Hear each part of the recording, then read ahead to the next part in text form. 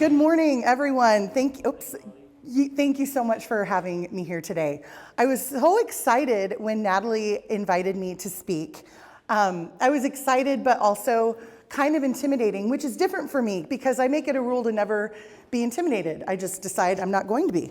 And but you are the type of people who intimidate me. The really cool people. Really cool, creative, artsy people intimidate me because I always wanted to be one. And the coolest people I've ever known in real life have been creative and people who create and make things. And so anyway, I'm going to do my best to not be intimidated because I speak, that's what I do. It's what I do for my job. So, but I'm usually talking about something. I'm not usually talking about myself. And so anyway, when Natalie asked me to come and speak on revival, she asked me to come in, she's like, would you ever consider speaking at Creative Mornings? And I go, what would I talk about? And she's like, well, the May theme is revival. And I was like, oh, I have a revival story. I can do that. So that's why I'm here. So this is my revival.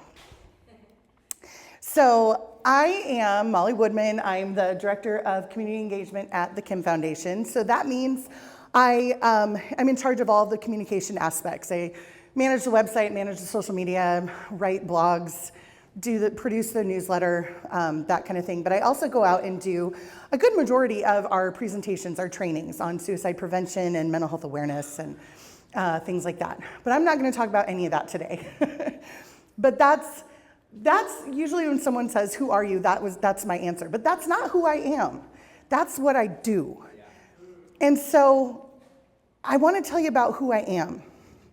But before I can tell you about who I am, I need you to go on a journey with me so I can tell you who I was. And I was trying to think if I should go to the next slide or not. I don't think I will. I think I'll wait. I'll go. I was Mrs. Woodman. I still am Mrs. Woodman. I've been Mrs. Woodman since 2003, and I still am. Pat is my husband, and I love him very much. But no one ever called me Mrs. Woodman until I worked at a school. I was Molly. And then when I started working, I got my dream job, everybody. Why it was my dream job is a totally other presentation, and we won't go on that journey today. But it was my dream job. And I got my dream job in 2008 as the director of admissions at Marion High School. Marion High School, I went there. I love it. I found my voice there. That's where I was told that it's not good enough to have an opinion. You need to speak it. You need to stand up and you need to have convictions and you need to be able to say why that's your opinion. And I was challenged and I realized that I matter, and I came out of my shell as this really shy, awkward person into this really loud, awkward person. And I loved it. So when I had the opportunity to go back and recruit other girls to come to school there to find their voice and to realize that they mattered, it was a dream come true. But I was Mrs. Woodman. I had no authority.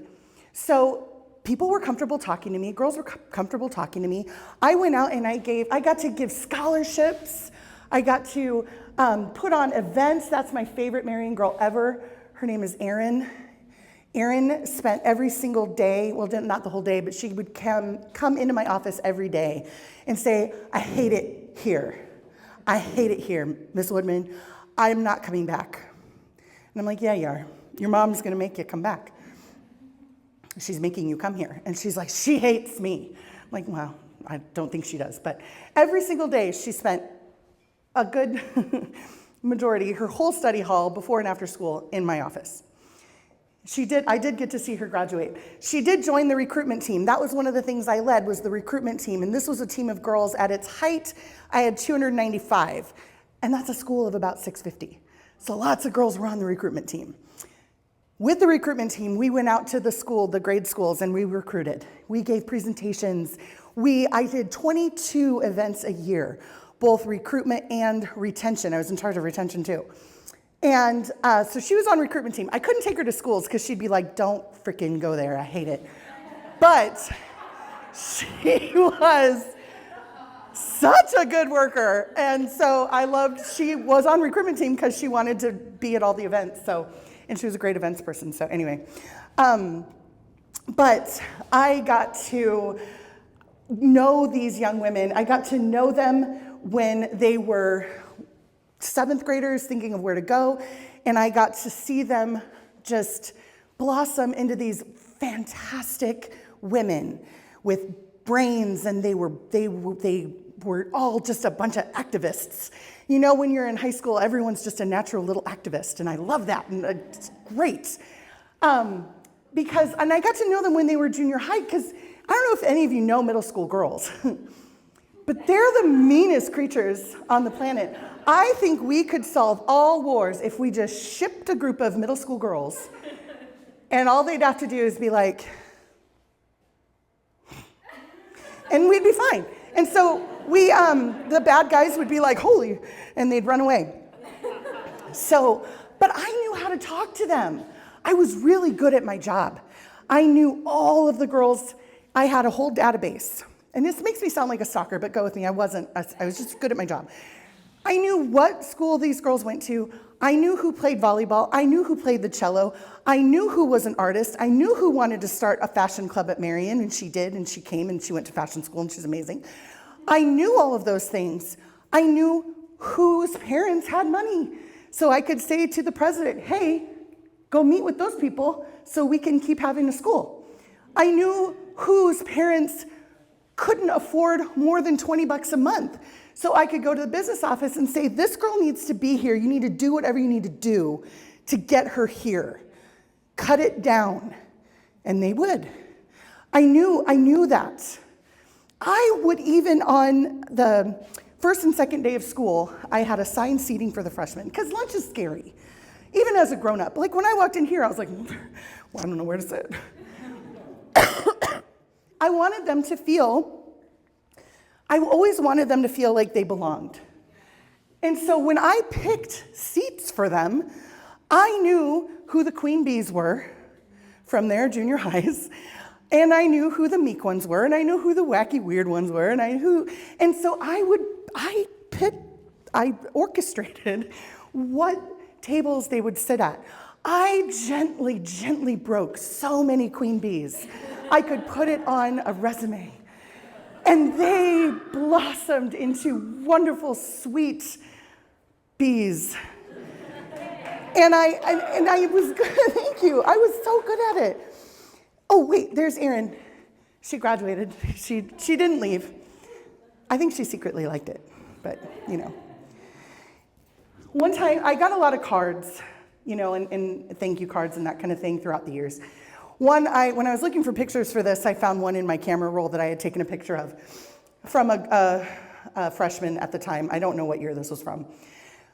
But one of the things she said is, I thank you for your encouragement to make new friends and to get out of my comfort zone, even if I don't want to. I forced them to talk at lunches. I really did. I gave them stupid things to talk about at the table, and then I walked around to make sure they were talking about it. And one of my big sisters once, I went up to a table of freshmen, and I was, you know, being Mrs. Woodman, because Mrs. Woodman is loud, and Mrs. Woodman is bold, and she's kind of geeky, but she's awesome. And so I went and I would be all Woodman.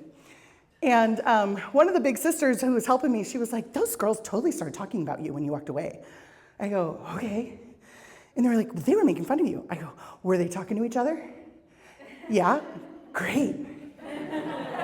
I gave them something to talk about. And they're like, well, they were making fun of you. I don't care. I don't care. They're 15, for God's sake. So anyway, I did force them to. And then she says, it always makes my day and makes me go, yeah, today's a great day. So thank you for just being you, because it feels that's the hardest thing a person can ever do. And that was the best compliment I could ever get. I was good at my job. I loved it. It was my life. I have 4 children. All of them spent a good portion of their early childhood in the halls of Marion. We went to all the games, all the plays, all the musicals. I was the moderator of the step team. I guess I was the closest person that they could find to being, I'm like this 40-year-old white lady, but they were like, hey, Woodman, you're the moderator.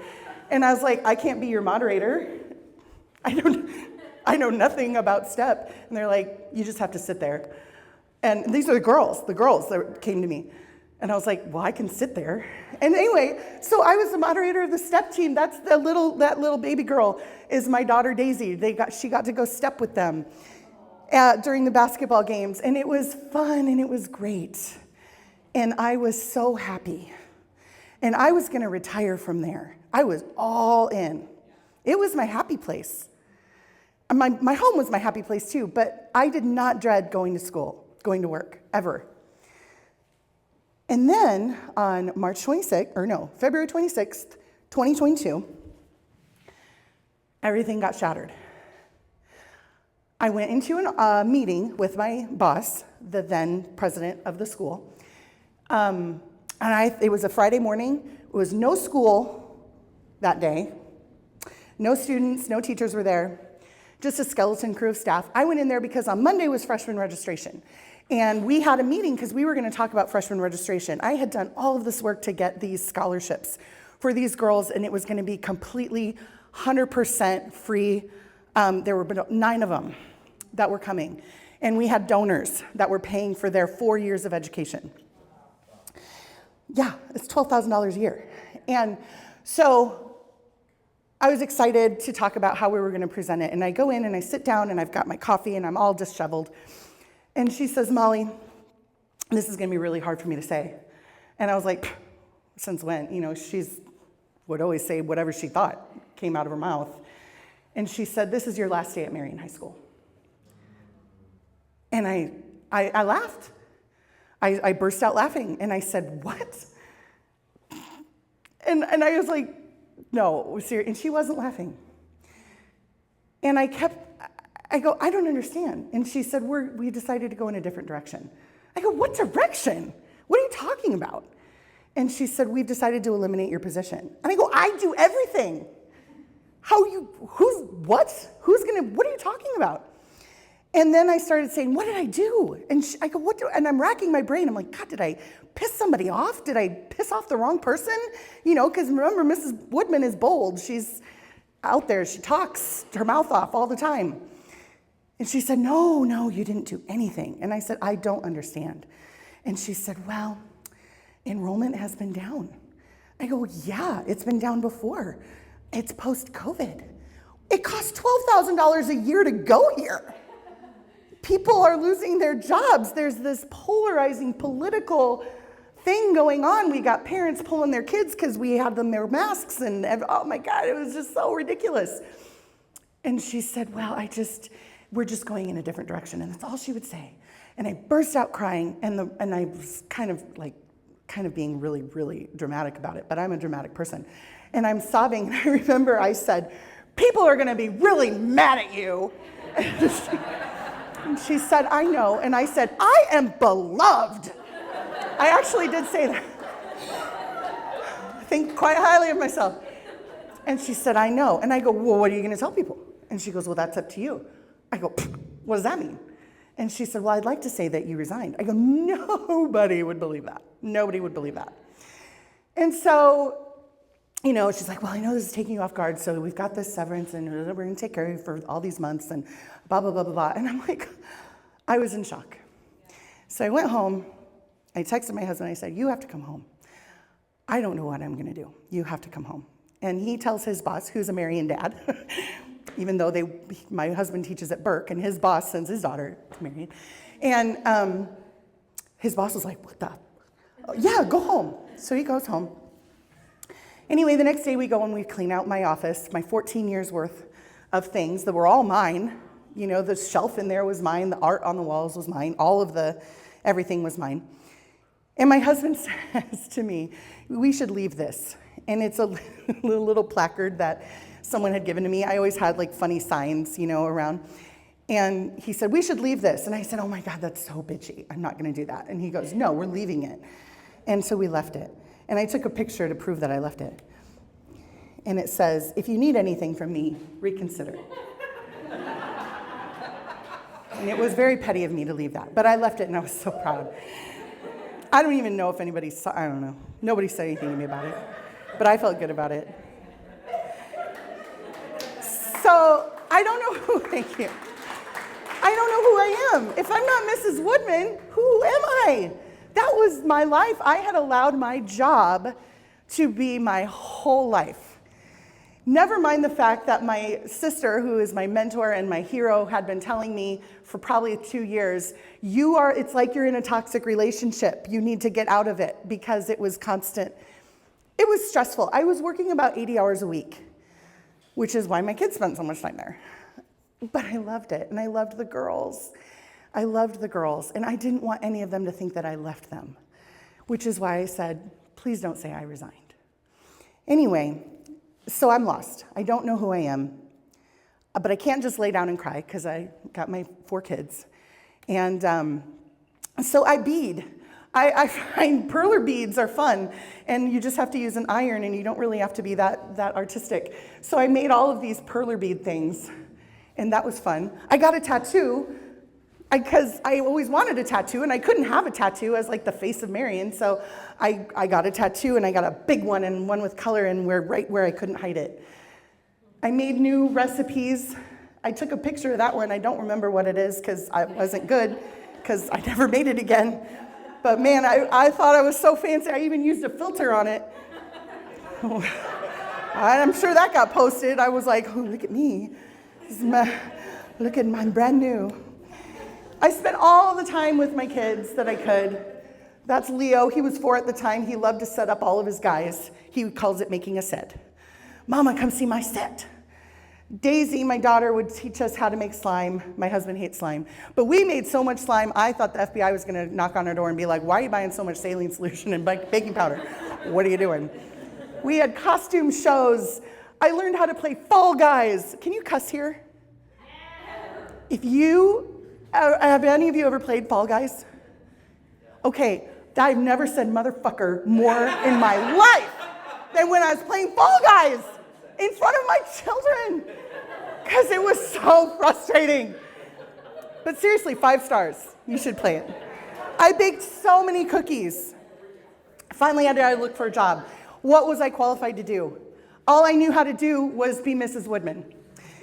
And so I had this network of people that I had met over the years. I was constantly going to coffee and going to lunch with people. And one of my friends, Colleen, that I had met through Marion, she's like, have you heard of the Kim Foundation? No, I haven't. Well, they're hiring. And they need someone to go out and give presentations. Presentations on what? Well, on suicide. I go, God, that sounds horrible. And she's like, no, suicide prevention. You'd be training them. I go, I don't know how to do that. She's like, you're going to learn. So I did. I applied. I got the job. But they said I need to have they wanted a writing sample because I was going to be writing blogs. And I tell Colleen, I go, I don't write blogs. And she goes, I know, but I've been telling you should for years. And I'm like, well, what am I going to give? Anyway, I look through all my old Marion stuff, and I find this email that I sent to the class of 2020. They didn't get to have their graduation on time. They eventually did, and I read it, and I was like, I'm Mrs. Woodman. That wasn't a character I played. That was me. And I like to make people feel like they belong. And I don't want anyone to ever feel like they are less than. And it all comes out in this email to them. And I found myself again, and I was revived. Mrs. Woodman was brought from the dead, because that's me. And so this is what I submitted, and I'm not going to read it. I was going to read it, but I'm taking too long, so I'm not going to. But if you ever wanted to, I can, whatever. But I gave them a bunch of Woodman's weirdo advice, and one of them is not to practice kindness in a parking garage. You can be kind all the time, but if someone walks up to you in a parking garage, don't be nice. I tell them to embrace the awkward. And I end with, I will miss you, I will pray for you, I will always root for you. I am so glad you came to Marion. You made us better. Love, love, love, Mrs. Woodman. And when I found that, I found all of the replies that I had printed off. And it was amazing, and it filled my heart, and it made me think, okay, you're fine, you can do this. So I got the job, and I get to go out and I get to talk to people about how they matter. And I took all the trainings that I needed to take, and I know way more about mental health than I ever did before, including my own. And I got to meet all of these wonderful, beautiful people. And I still get to see my Marion girls at Youth Summit every year. Although I won't know them anymore, because all the ones I knew will graduate, but they're still gonna be my girls. And so I'm not just Mrs. Woodman. I'm a wife, I'm a mom, I'm a sister. I am the best employee. Natalie would not agree with that probably. But she and I are very similar, so we're kind of in that boat together. But that's who I am. And I am not just what I do. I'm Molly, I'm truly myself. And to quote Grace, the 9th grader who gave me that card, it is the hardest thing a person can do. Yeah. But if you ever need anything from me, reconsider. And that's a gamer game over thing that I made with perler beads. I thought it was cute, a good way to end it. Thank you.